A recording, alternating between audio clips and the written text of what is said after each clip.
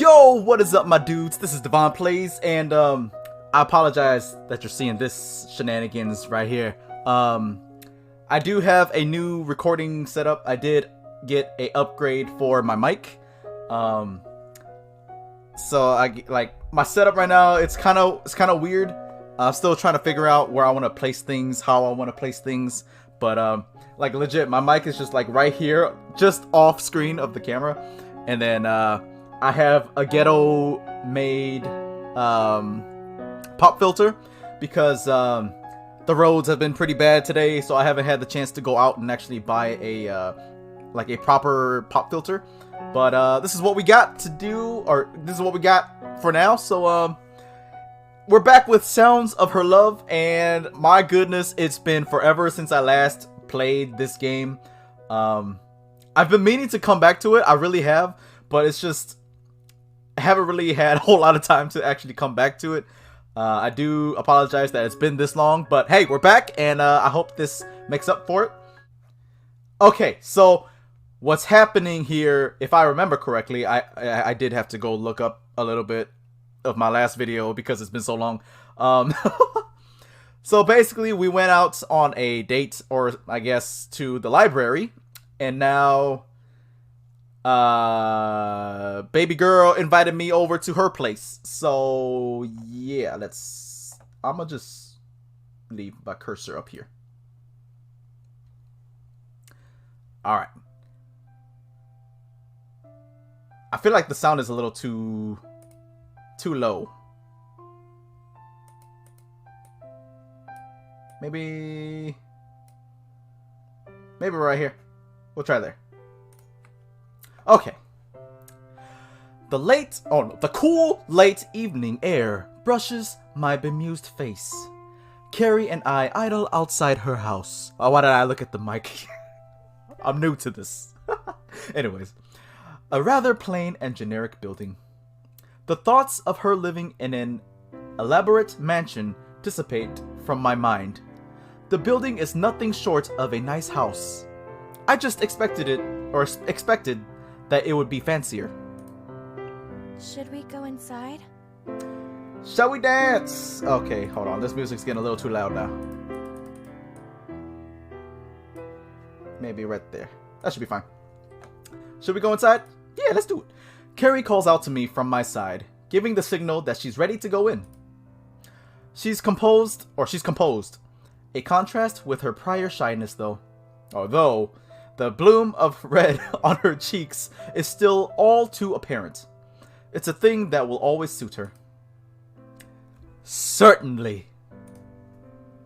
Our shoes meet the ground in unison. Her taking a step forward into a place she's accustomed to. Me, however, walking into a new experience. Something cherishable. This piano playing, though. I've been to people's houses plenty of times, just not any girls. 'Cause I'm a freaking loser. Standing before the door, a thought flutters into my head, while Ceri's fingers wrap around its silver handle. Coming here, I'm bound to meet her family, aren't I? Did she even tell them that she planned on inviting me over? If so, I would have done a lot more to make myself look more impressionable. Caressing the handle lightly, Ceri twists her key delicately and pulls it down. The warmth from the inside soon meets us as bit by bit the door opens. Ceri taking the first step through, escorting me in. Well, we're here. So we are. Ceri's smile is one of many treats I've been given today. She plays with her hair, eyes directed towards me, anticipating a response. Now that we're under a brighter light, I can see her face much more clearly. I still can't get enough of it. Despite being lost for words, one thing does make it out of my mouth. You look pretty cute. Pretty bold of you, Devin boy. Ceri is instantly taken aback, looking as if she's trying as hard as she can to muster up a response. Thank you, I made her myself. A suited man appears out of the blue, startling me slightly. It's natural, of course, him appearing, that is. Getting caught off guard like that isn't a virtue. This must be Ceri's father.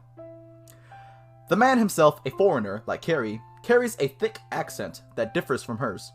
They're Welsh, but Ceri seems to be a lot more understandable. At least when she does speak, the majority of time, her sentences are broken into pieces as she stumbles around her words. A hindrance, but a fairly cute one at that. Her father's voice, however, is grittier and gravely. It's not as stereotypical as the accent is portrayed as, by far, but hearing him speak Japanese would probably mortify me. Luckily enough, we're all used to speaking English. You must be that friend Ceri had told me about. She was really keen on having you over. Ceri blushes at her father's statement. It's not like Ceri to bring me here on a whim, so I wasn't wrong in guessing that she had planned this evening in advance. Yes, it's nice to meet you, Mr. Erwood. My pleasure. I am glad you are getting along so well with my daughter. It's understandable that he is. After what Ceri had told me, she had never made any friends during her stay at our school. Being a parent and seeing that would leave anyone concerned, though the opposite is true as well. Knowing your daughter's first true friend, there is a guy, has probably left him having a couple of questions. Even though he seems fairly friendly, I wouldn't blame him if he had any suspicions. One thing that is quite odd is the absence of Ceri's mother. Not that she couldn't be in work, it's just odd that Ceri hadn't brought her up.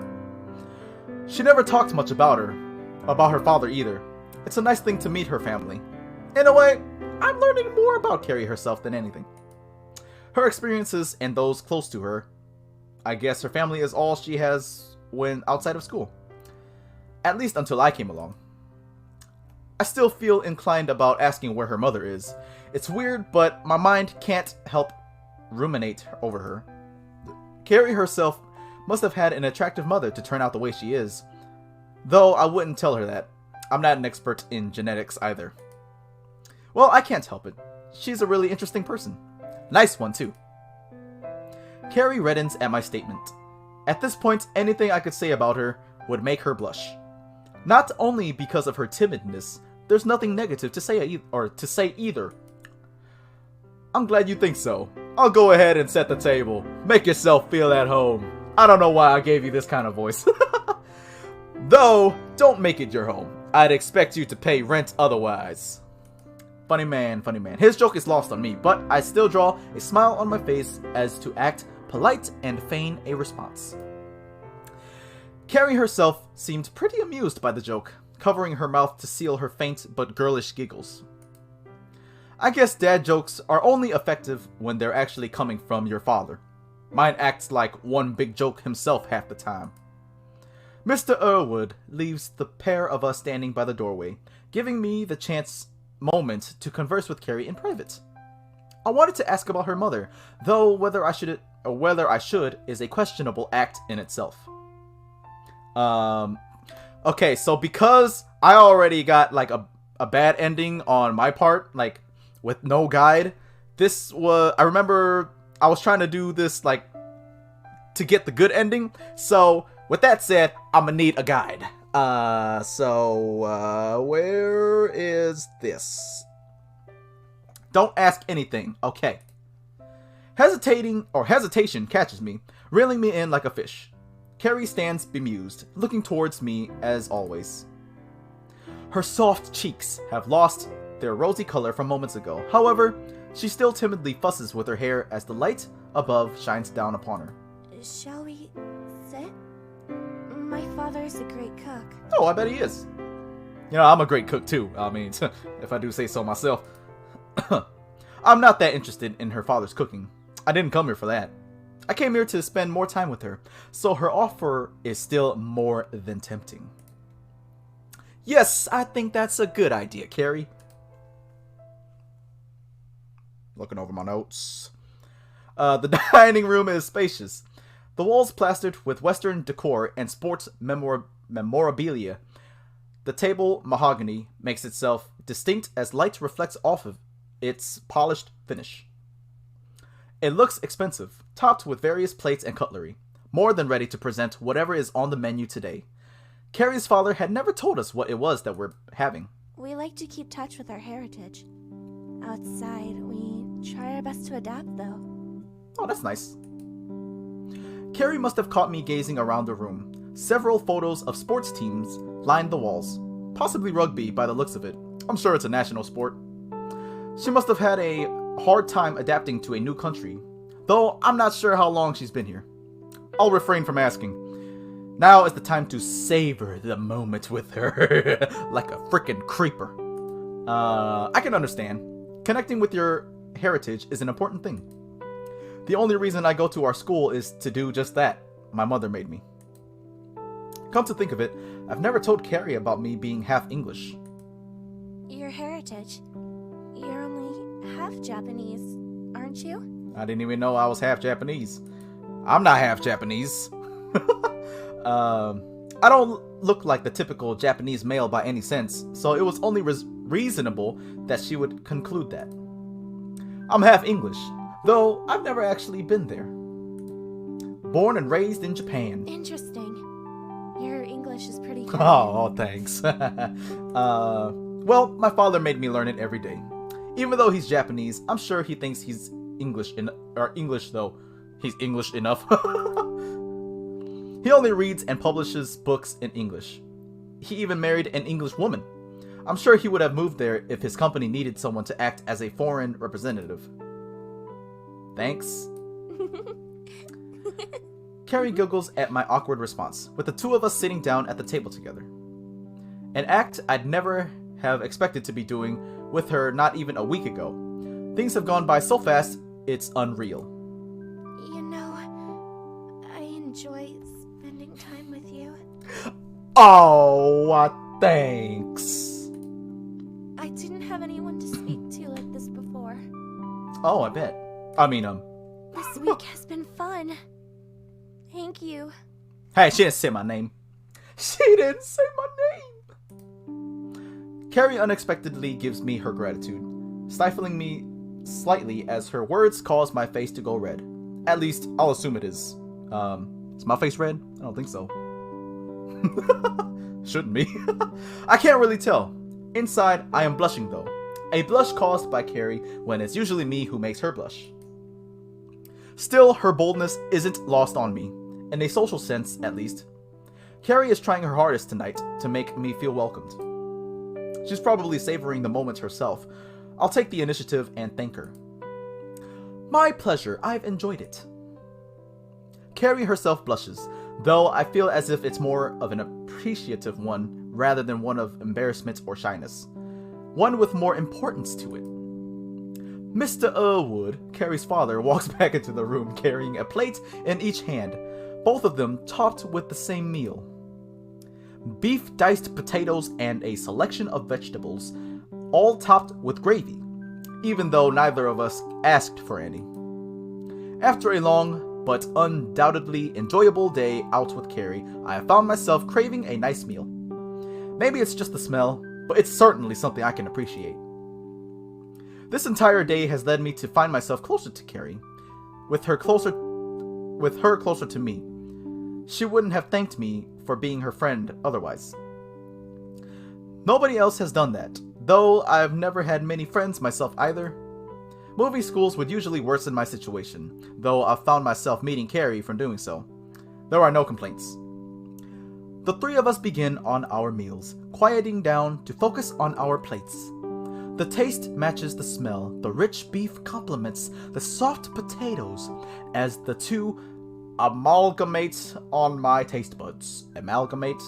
I hope I said that word correctly. So, I bet you're wondering how a Welsh family came to Japan then.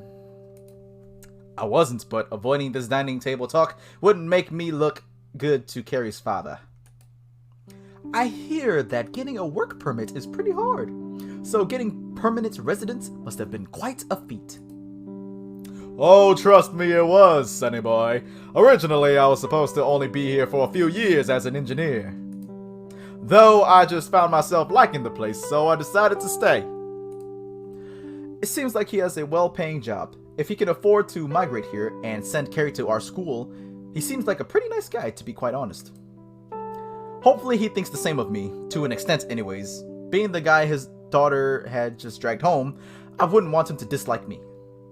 More so since his daughter is Ceri, making a bad impression isn't an option. Just as I am about to finish my meal, the sound of ringing chimes through the walls from another room.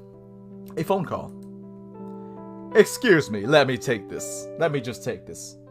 Mr. Wood rises from his seat, leaving me and Ceri alone to ourselves once again. It would be a rude thing to say that I am glad he is gone, but it's only because I get to spend extra time with Ceri alone, that is. Oh, this Devin character is such a creep. Oh, I'm moving my mic by a little bit. Ceri remains silent next to me, much to my displeasure. I thought it would be easy to come up with a topic to talk about, but right now, Ceri seems disinterested in my presence. A sad look coats her face. Despite its beauty, if I could call it that, the fact that her expression has shifted from a once happy and content one-to-one of desolation is making me concerned. My freaking reading and English skills is making me concerned. The cause of Ceri's dejection is soon apparent. Through the walls flows the sound of Ceri's father, a sound of anger. I try to make out some of the words. Why is it my fault? You're the one that decided to ruin everything. We have a daughter, you know. Have you ever taken her thoughts into consideration? My own mood plummets, taking in one word after another.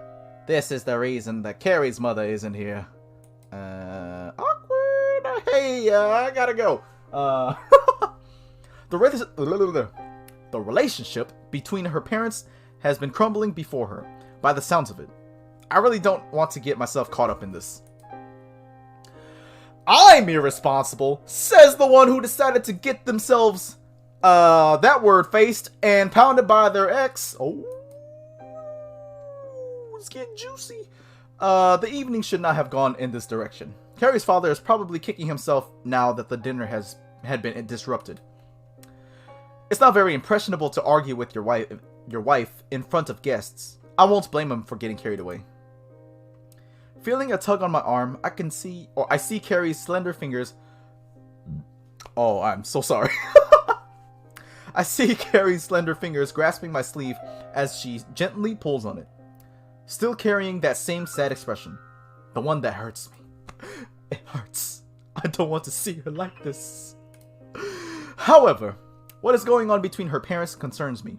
I don't want Ceri to experience the sadness behind that face of hers. Would listening for a bit really hurt? It's none of my business, but my heart is on fire. Wise words of wisdom.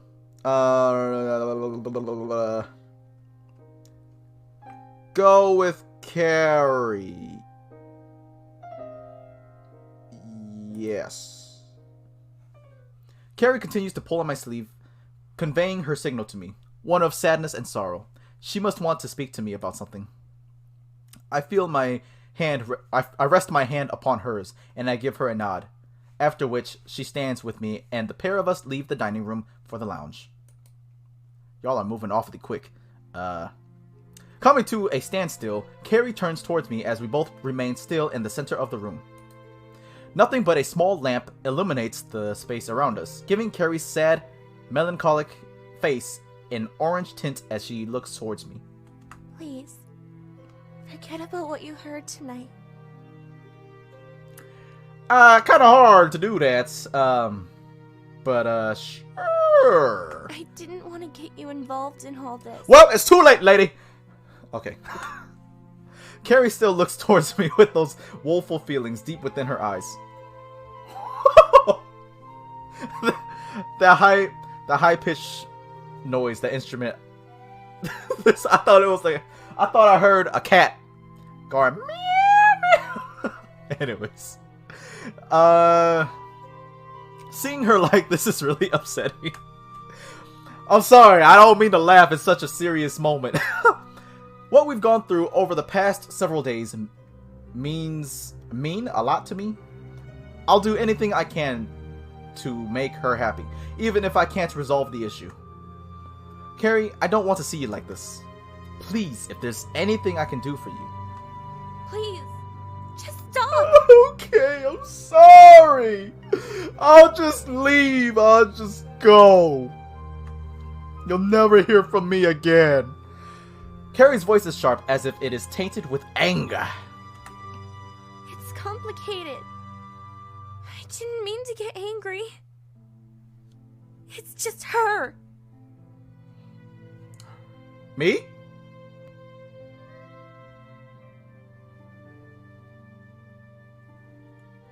Ceri resents her mother. This woman must have caused her so much stress. This process is painful for everyone, but seeing someone go through this, it's something I can't stand. I want to be there for her. Ceri, you're an important you're an important friend to me. Really? Yes, really. I wouldn't have said it if I didn't mean it. Yes, really. Okay. I'll tell you. Do you know the Muffin Man? The Muffin Man. You're an important friend to me, too. Oh, thanks. Follow me. Okay. Okay. Ceri leads me out of the lounge without giving me a clue as to where it is she's taking me. Clearly, she wants me to know more. She wants me to be there for her.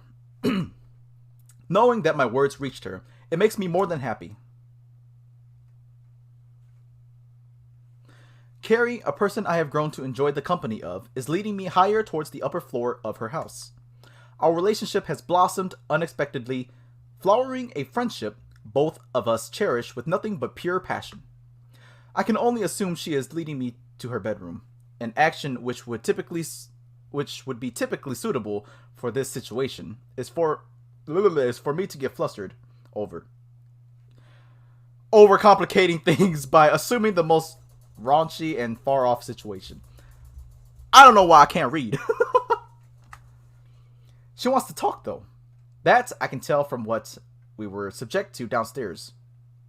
It's obvious that she wants to address it.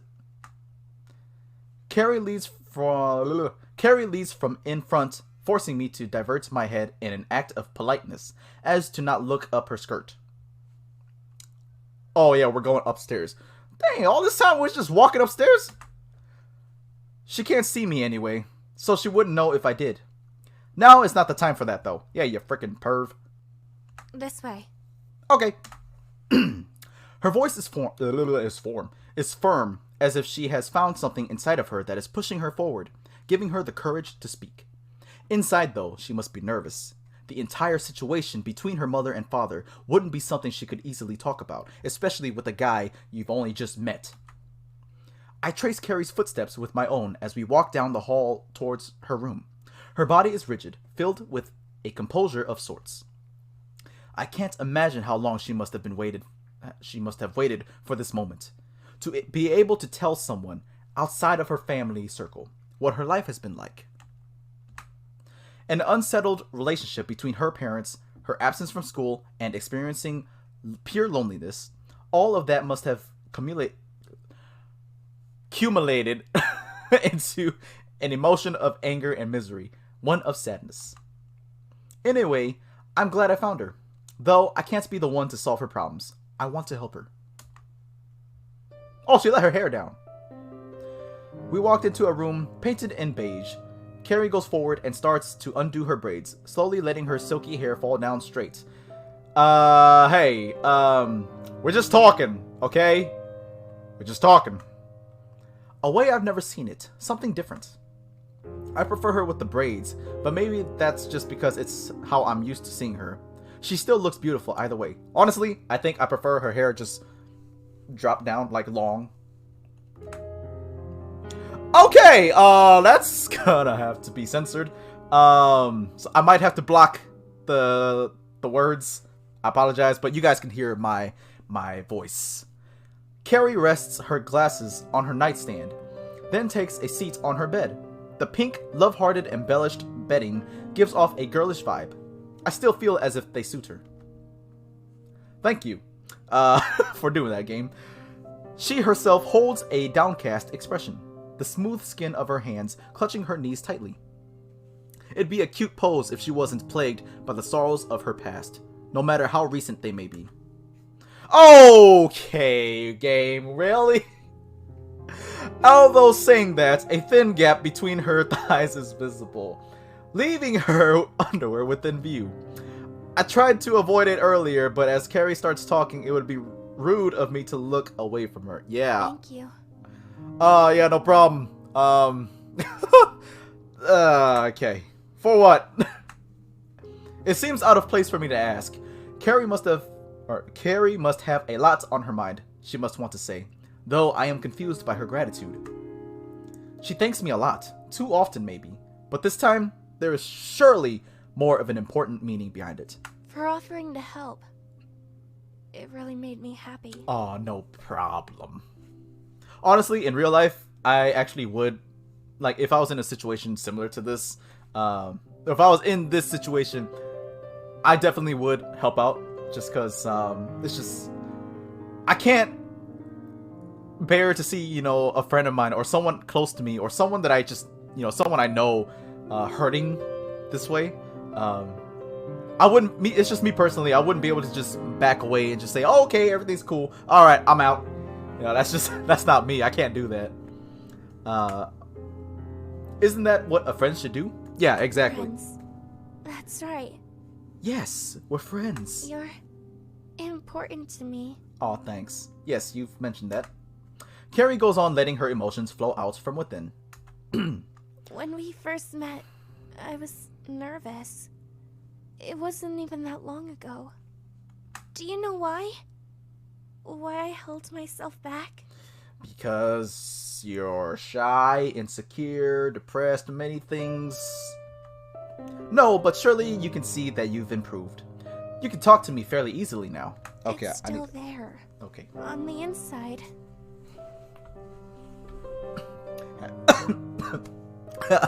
Had to fix my seating arrangement. My butt was starting to hurt a little bit. Okay.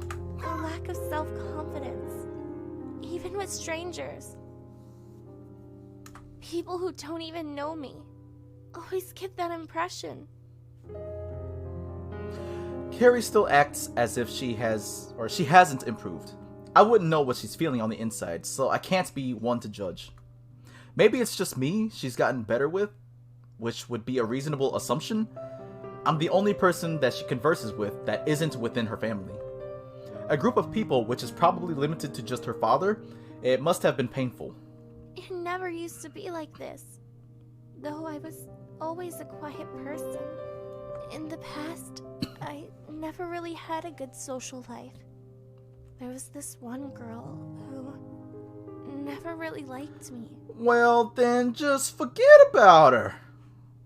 Thinking about it now still makes me feel sick and angry. She don't like you, then... I mean, what are you gonna do? Just move on. Me personally, if someone just didn't like me, then I'd be like, okay. I mean, I'm not gonna let it affect me in a negative way. It was 2 years ago. It was 2 years ago. I want to ask her, why didn't she speak up for herself? Though actually asking it would be rather spiteful. A lonely girl trying to study for her exams, it would have been quite a stressful time. Knowing the education system, they wouldn't have done much for her. Or didn't. I don't know. If she had spoken to any teachers. I don't know if she had spoke to any teachers. The year after, I was pulled out of school. By my father. Why? He knew something was wrong. Oh, okay. So I spent the year at home. Okay. I told you I was ill, didn't I? Yes. Maybe? I don't remember. It's been... I haven't talked to you in like a year. So that was a lie? It was. You lied to me? Sorry. How could you? Accepting her apology would be wrong. She had a pretty good reason to do so. That sounds weird to me. After it all, I felt nervous. Okay. Couldn't socialize. I feared a reaction. If I went through that again, I wouldn't know what to do.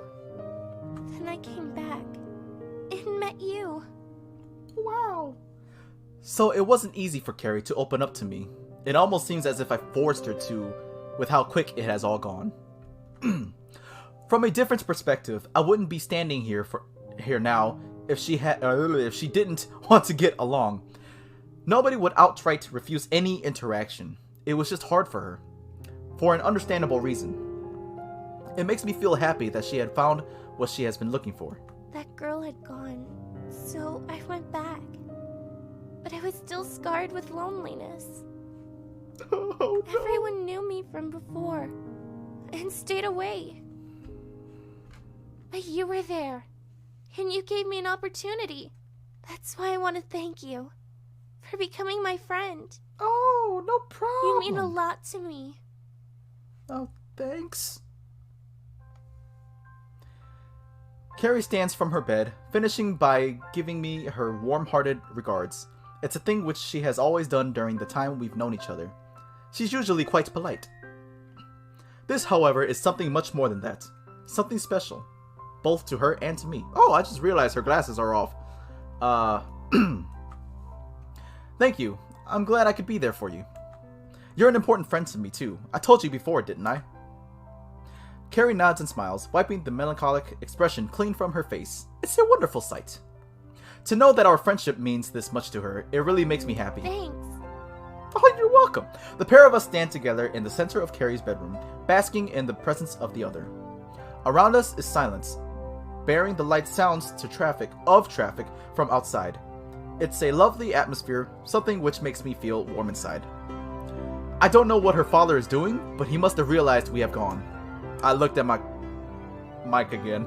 I just keep looking here for some reason when I'm trying to look at the camera. Luckily enough, we're not in my house, or my father would be in here the moment we left his sight. So, I guess you got to see my bedroom. Sure did. And this music sometimes gets really loud, and sometimes it gets really, really quiet.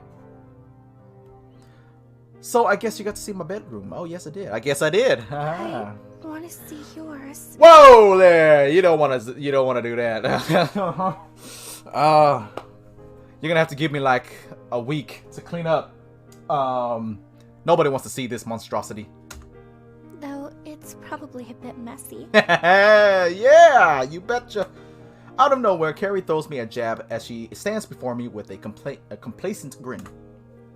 She is right though, my room is a tip. If I ever did have the courage to bring a little Ceri anywhere near my family, particularly my father, then cleaning the room would be somewhere on the list of priorities. Well, what can I say? You should take pride in your tidiness. Ceri giggles at my statement, an act of familiarity which I'm glad we could achieve. Moments ago, Ceri was recalling thoughts from a time filled with a wealth of dictionary. Wealth of dictionary words. Sadness, depression, loneliness, those sorts of words come to mind. Hopefully we can change the experiences of the past, so in the future, she doesn't have to look back on painful memories. If you didn't have that bookshelf, I'd dread to see what your room would look like. I take pride in my books. Thank you. Oh, you do, huh? Though, you're right. I like to look after them, but reading them comes first. Okay.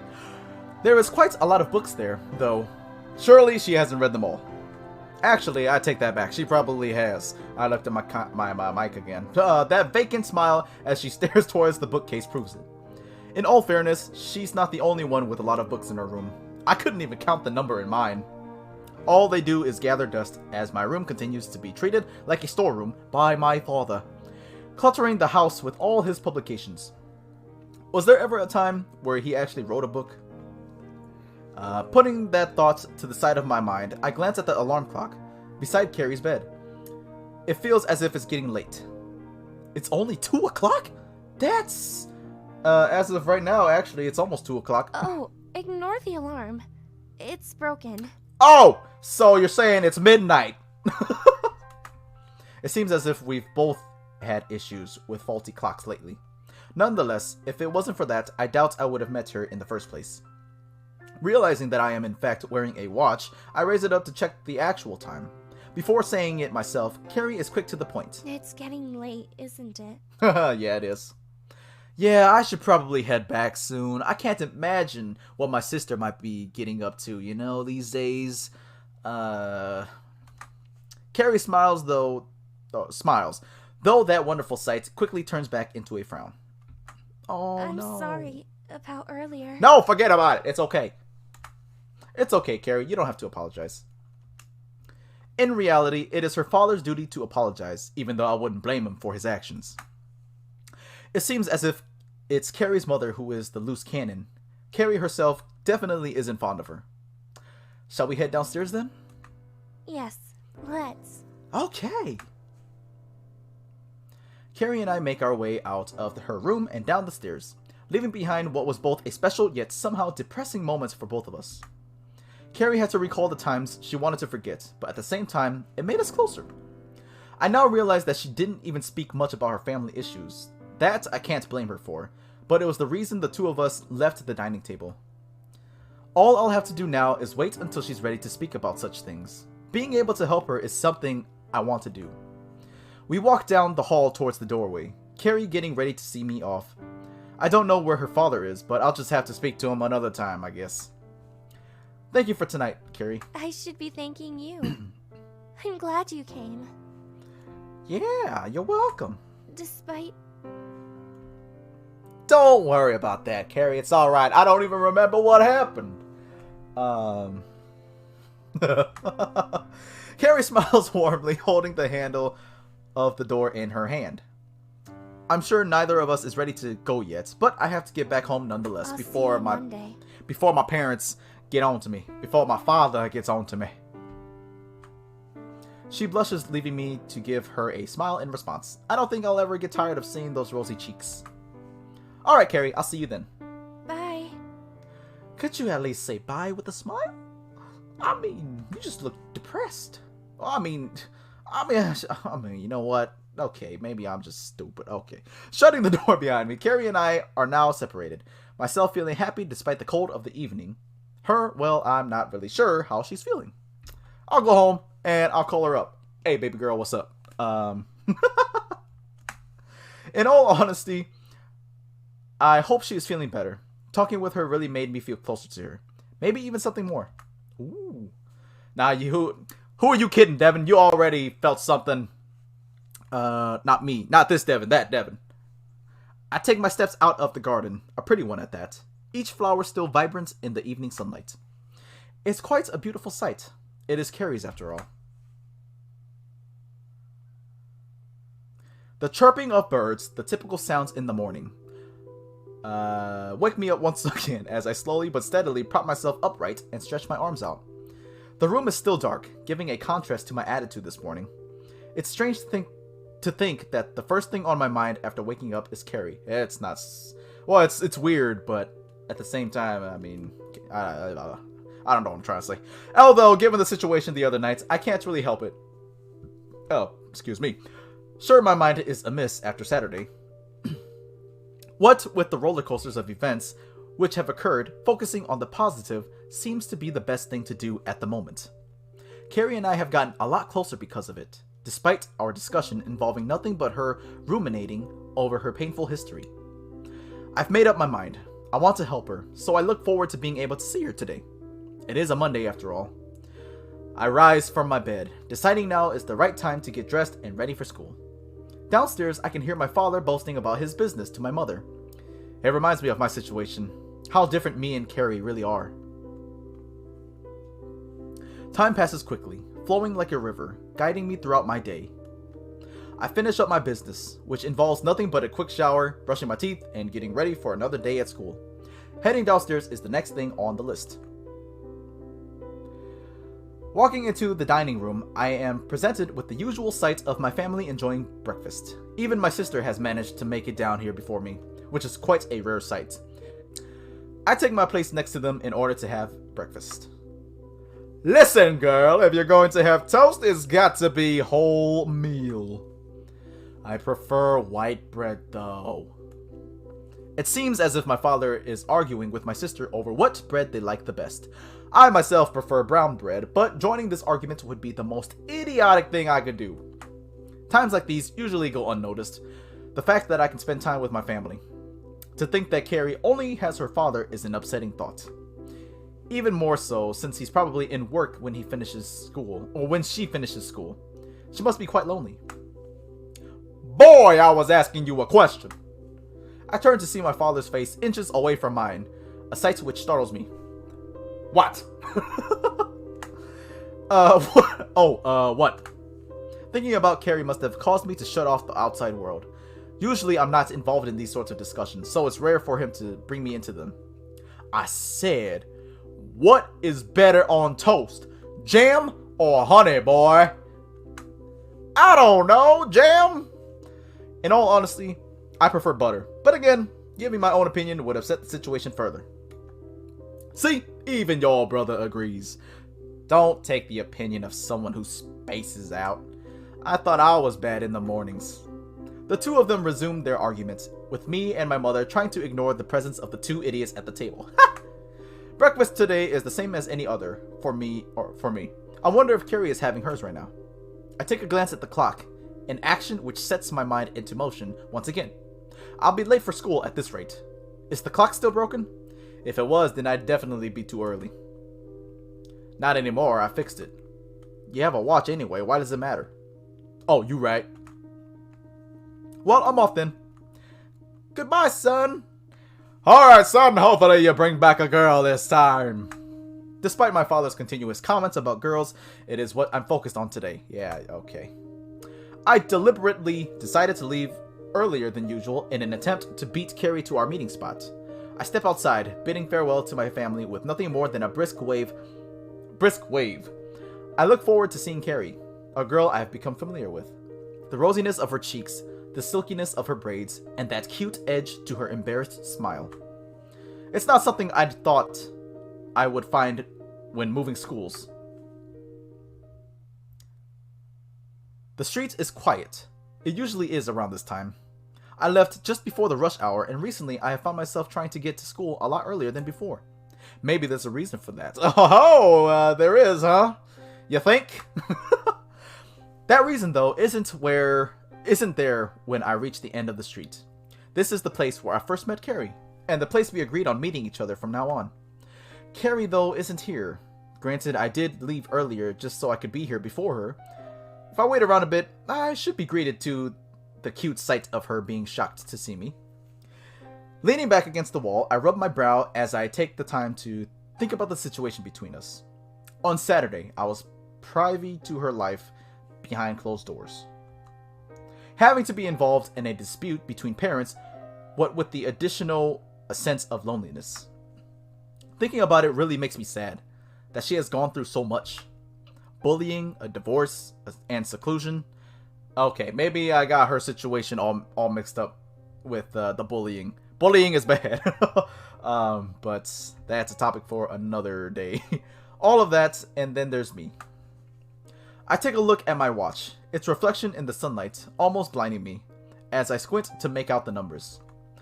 Time has gone by fast, with the dial telling me that it's been about quarter of an hour since when we were supposed to have met each other.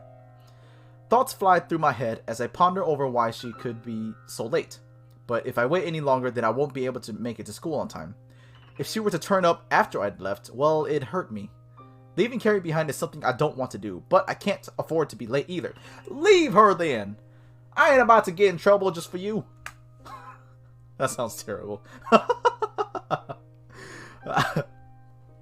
Anyways, Ceri is probably ill. That's the most likely scenario. I decide to carry on forward, taking myself further down a series of streets towards school. Yeah, I would have just left too. And then I would just explain later. A state close to silence soon becomes infused with the sounds of students bustling through the school gates to begin their day, just like me. Unlike them, I have someone in particular on my mind right now. Yeah, like these people don't. Anyways, these people weren't there for Ceri when she needed it. All they did was ignore her, casting her away. Yeah, okay. It's sad that people can judge you based upon how they see you, rather than what's on the inside. Ceri herself, wherever she may be, has had a hard time. I keep telling myself over and over, repeating it as if it's the times table I learned back in elementary school. Ceri must be ill. Could there really be another reason for her absence? Nevertheless, she seems like the type of person that would give me a call to tell me she would not be in. She hasn't done that. Another cause for worry. Well, I mean, she only met you. She ain't got to call you. She ain't got to do nothing. I push forward into the school grounds. It's weird to think that this is only the 7th time I've come to school alone. The rest of the time, I was with her. Arriving in class just short of the bell, I sit down at my desk as usual. The best thing I can do now is go about my day as I normally would, but I don't think I'll be able to dissipate the thoughts of Ceri. Hey Devin, do you know what lesson we have? The first... Let me reread that whole thing. Hey Devin, do you know what lesson we have first thing? A classmate stands before my desk. I'm pretty sure this is the guy from before who was really keen on the sandwiches they sell here. I think it's biology. Alright, thanks man. He leaves my desk just as quick as he came, giving me with a sense of sickness now that I realize I'll have to put up with lessons for a while. I'm not particularly fond of my biology teacher either, but I have more important things to focus on right now. All I can do now is to try and get through this. Lunchtime arrives, the bell doing more than signaling that. It shows that I've got nobody to eat with. I doubt Ceri has or will show up today. Rising from my seat, pains shoot through my back as I straighten it. Oh my goodness. I've been slumped in my chair all morning, and luckily enough for me, I never got asked any questions by my biology teacher. As I approach the door to the classroom, part of me hopes to find Ceri there waiting for me. The entire set topped off with a cute blush, her silky golden braids lying loosely over her shoulders, more importantly, her adorable smile. That was very descriptive, sir. Very descriptive and detailed. Even though I've only gone just over a day without seeing her, it's still an issue. Okay, you're a little weird. Despite all this, there is no sign of Ceri as I leave the classroom to make a beeline to the cafeteria. Maybe that 100% Welsh beef can give me the energy to make it through the rest of the day. Energy! Taking my Taking my place in line at the cafeteria, one which is surprisingly short, I idle around waiting for my turn to order. Coming here still gives me thoughts of Ceri. It's where we really got to know each other, not necessarily where everything started. It's because I decided to speak to her on a whim that we've managed to get this far. That was only a week ago. Thinking about it makes me happy at what we've achieved over the past 7 days, yet it eventually trails back to the thought of Ceri's issues. Soon enough, the line of the cold food section shortens again and again as we inch forward. One after the other, people grab their food and leave to eat it. Something I would be doing with Ceri if she was here. I decide to grab a sandwich, quickly enough to get the last beef one, leaving me to find a place to sit in the cafeteria. The real problem is that I have nobody to eat with, kind of like how Ceri was. I wonder if she would have approached me if our situations were reversed. With her personality, I couldn't really expect much. Hey, you don't know that, maybe she would have.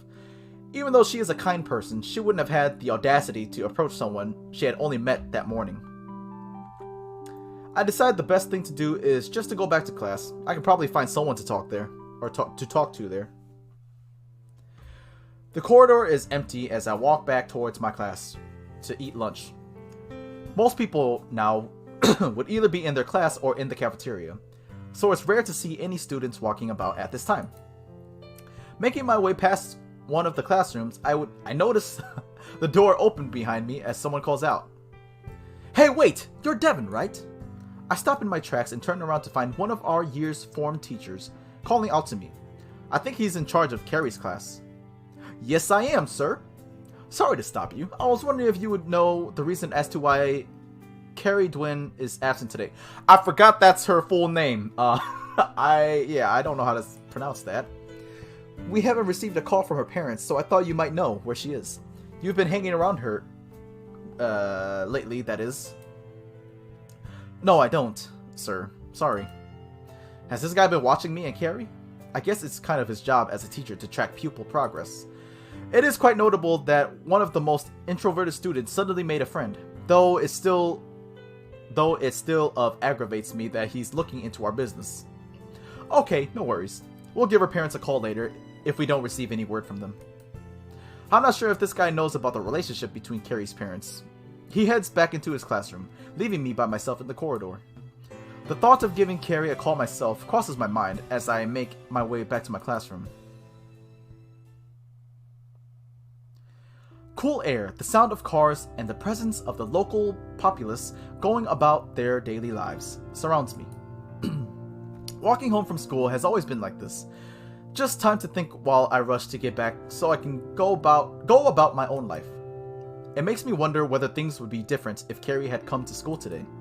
We did agree to walk to school together, but neither of us said anything about walking home together. I'm not sure why we haven't. Being able to support Ceri is something I want to do. After what her teacher had told me, I really don't think she's ill. Surely her father would have informed the school.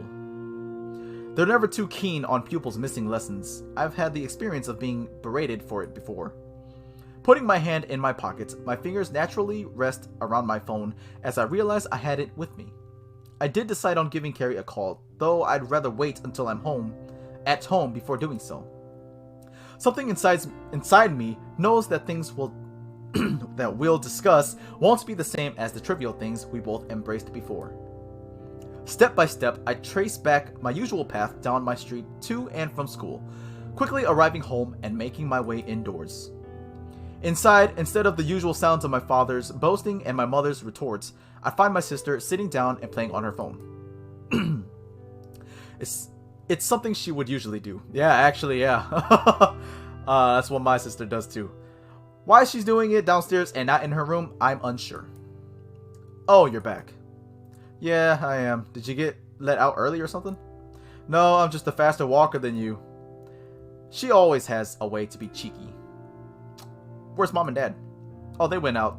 They said they'd bring back something for dinner. Alright.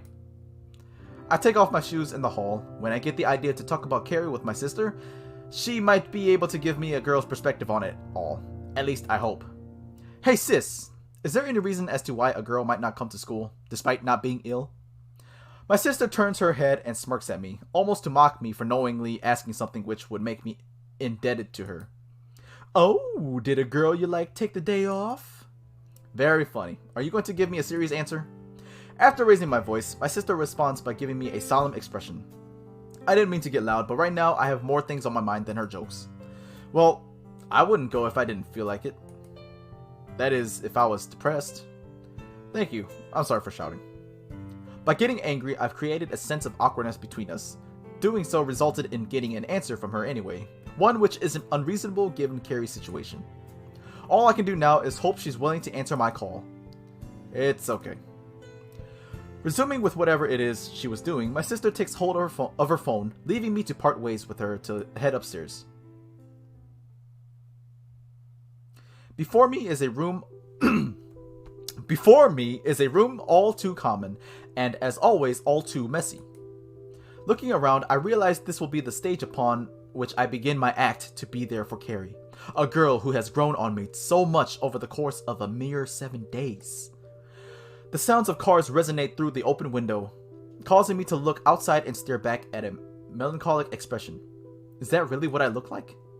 The image is beyond me as I continue to listen to the melodic rhythm of people within the city going about their lives. This is what I look like? Here I am, hesitating to call someone who means so much to me, someone who changed me. I was under the assumption that after meeting Ceri, I was able to bring her out of her shell. She told me otherwise, but I find myself thinking about how much she has done for me. How much we've been there for each other, neither of us even realizing it. The pounding of my heart acts as a timer, urging me on as I clasp the phone in my hands. All I have to do now is press the button. A pang of nervousness causes me to sweat as my breathing sharpens. unsettling my mind as I continue wanting to get this issue resolved. With an unsteady hand, I take the move to press call. Now, it is up to her to answer. The phone rings, slightly longer than I would expect it to if Ceri really felt like talking. It can only be assumed that she's at home. If her phone was anywhere near her, then she would have answered it by now. The ringing stops abruptly, causing me to feel a sense of relief, which is soon washed away when someone other than Ceri answers her phone. Hello, who might this be? On the other end of the line is Ceri's father. I don't know many parents who would answer their child's phone, but at least I can ask him about Ceri. This is Devin. Okay, so he just asked, who might this be? Does that mean she got rid of my number? Oh, that's right. You were over here the other day, weren't you? I'm sorry about what happened. I don't usually get so worked up. But there's a lot of things going on right now. All I can do is apologize for making you witness it all. I can understand. How is Ceri doing? She wasn't in school today. I thought you might be calling about that. You're a good lad, you know. I've only met this guy once and he's calling me a good lad. On the other hand, getting on his good side isn't a bad thing in any shape or form. Ceri is in her room at the moment. She hasn't been down in a while. That's concerning. She's locked herself in her room. I dropped my phone. I think it's I think it's because she is upset about the relationship between me and my wife. Well, she won't be my wife for much longer. It's a complicated story. Did Ceri ever mention it to you? Not in any detail. She just told me to forget about her mother after Saturday. I think you deserve to know. It'll help explain what Ceri's feeling. Okay, before I read this, I'm going to pick up my phone. Okay. I don't think I'm in a position to be this involved with their family issues. Really, it's odd to think he would. It's odd to think he would be this willing to tell me. Okay, I think that's what he's probably saying. Listening now, though, might make it easier to understand what Ceri is feeling, and if I want to help her, it's something I must know. Currently, we're going through a divorce, but that should be more than apparent. After we moved to Japan, things started to get rocky between us. My wife decided to go on holiday back to Wales, though her real intention was to get back with her ex-husband. Shame! I eventually caught wind of it after one of my friends spotted them together. She stayed there, but at the same time filed for a divorce. It's a complicated process when you're dealing with two countries. I was told yesterday that she also filed for custody of Ceri. What? Does that mean Ceri would also return to Wales? Yes. She's been upset since she doesn't want to leave. I think she has too much here that she would lose if she went back. It's not just me who she'd be away from. The reality is too hard to comprehend. A sheepish girl faced with another challenge in her life, having to leave behind her father and her friend in order to go back to live with a mother she has no fondness for. I knew from the beginning that I wouldn't be able to do anything. Being there for Ceri still won't change the outcome, though I won't resist doing so. Right now she needs someone there for her, even if it'll end up hurting both of us. If you want to speak to Ceri yourself, you're welcome to come over anytime. But I'm not sure how receptive she'll be about it. It feels wrong if I don't at least try to get my voice through to her. Even if she turns me away, I just want her to know that I'm here for her. To know that, despite the pain, the people most important to her will give back everything in return. That we care for her, that I care for her. Do you think I'll be able to come over today? I don't see why that would be a problem. Though, like I said, I'm not sure how Ceri will react. Her reaction right now isn't really stable, or isn't staple. All that matters to me is how she is feeling, which I know is far from good. I want to reach out to her. Alright, I'll be over shortly. Goodbye. In a rush, I hang up on Mr. Wood without giving him the chance to respond. Wasting time isn't an option. I need to get there as soon as possible. Heading downstairs, my footsteps resonate throughout the house, causing my sister to give me a bewildered look. Luckily enough, she doesn't give me an issue and goes back to using her phone. Passing through the hall, the door opens before me, revealing my parents, home from their trip out. I don't have time to make conversation, so I slip past them at the doorway, both of them giving me the same bewildered look as my sister did in the process. "Where are you off to, son?" "I'm going to a girl's house."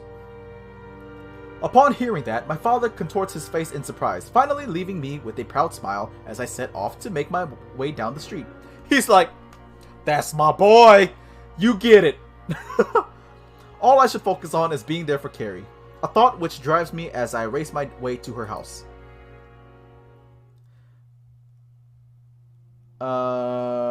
Darkness fills the path towards Ceri's house. Spare the street lamps which guide my course towards it. A long and winding one. In a metaphorical sense, that is. This week has provided me with countless ups, but I guess it's time to face the downs. Knowing that Ceri is hurting makes me feel bad myself. Something which I've told myself over and over. My emotional attachment to her is a big thought. Ceri's street is short, so it's easy enough to find herself. It saves me the time of looking for it in the darkness of the ever-looming night. The adrenaline within me rushes me further towards the door of her house. It's not necessary, but I feel that controlling these emotions would be a bad thing, on top of the difficulty to do so. It's Ceri's feelings I want to prioritize right now. Getting here as soon as possible helps me do that. My knuckles face the wood of the door repeatedly as I eagerly wait for an answer. I can see the movement from inside, that of Ceri's father as he soon comes to open the door. "Good evening, Devin. I won't keep you stopped for long. Ceri's room is upstairs and to the right." Okay. I'm gonna go ahead and save this. Overwrite the save. Yes, thank you. Okay, so I think I'm gonna end it there. I will try to come back to this and try to finish out the story. But man, things are starting to go down. She had issues with bullies, with bullying. Her parents are going through a divorce. Her mother cheated on her father.